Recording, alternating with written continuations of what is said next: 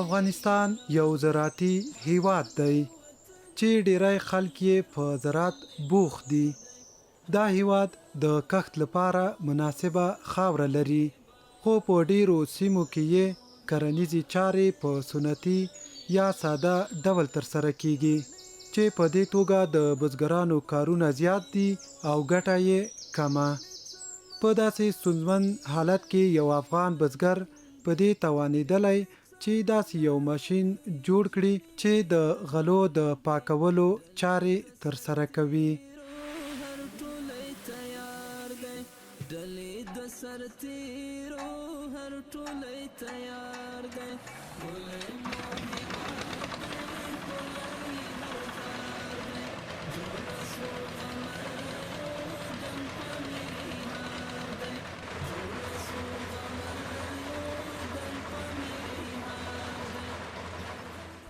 د همدې بزګر د لیدو لپاره د افغانستان مشرقي ولایت شین لغمان ته ځو.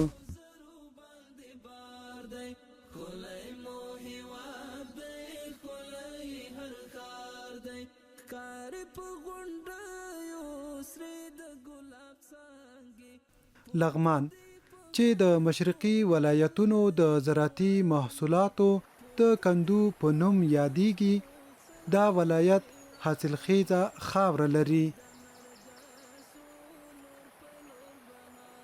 که چیرې له دې حاصلخیزو ځمکو څخه په سمه توګه کار واخیستل شي، نو کولی شي په نږدې راتلونکو کې افغانستان د کرنې په برخه کې پر ځان بسیا کړي.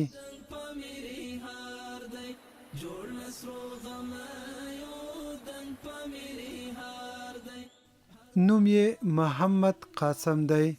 محمد قاسم د لغمان ولایت په مرکز مهترلام ښار کې ژوند کوي. نوموړی په همدې ولایت کې د پوهنې ښوونکی هم دی. محمد قاسم د پیاوړي ذهن او کلکو ارادو څښتن دی. نوموړی په دې توانېدلی چې له سخت زیار او کوښښ وروسته د غلو پاکولو ماشین جوړ کړي.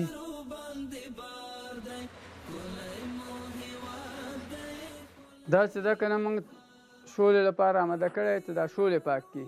په زمن کې موږ غنم هم په دې پاک کړی ده، او دا جوار هم پاکوي، وربش هم پاکوي، می هم پاکوي. درته وایم چې دا غلجات چې څه خراب شي که نه، یا به ټوکه ووهي یا چې ووهي خراب شي، چینجي وکړي یا کوم بل ګرد څه کړي، دته یې واچوه پاکوي. د حاصلاتو د موسم په جریان کې بزګران له ډېرو ستونزو سره مخ وو.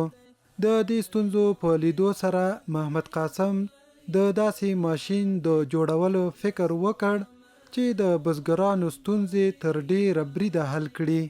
ذهن کې مې داسې وګرځېد چې دغه ټول کارونه ماشیني شوي وو، او دغه درمندونه ته چې به تلو دا ټول به کېده، او ولې چې ماشیني نه وو، ماشین چې وسایل نه وو چې دی زر خلاص کړی وی یا زر باد کړی وی، پاک کړی وی. دغه ماشین د شولو د پاکولو ماشین ده چې خلک ډېر سهولت خلکو ته مرسته کړي دي چې د ډېر وخت کار په ډېر لږ وخت کې ترسره کوي. دغه ماشین اکثریت خلک اوس ترېنه زیات استفاده کوي. دغه ماشین ډېرې وړتیاوې لري او کولی شي چې په یوه ساعت کې څو منه غله پاکه کړي.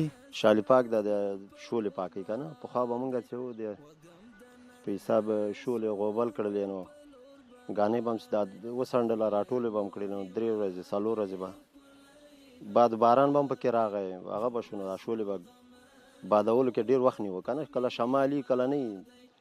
نو اوس خو ډېر سهولت د دې ماشین جوړ کړی، داسې ماشین ده چې په یو ساعت کې 2-3 خرواره شوله پاکوي.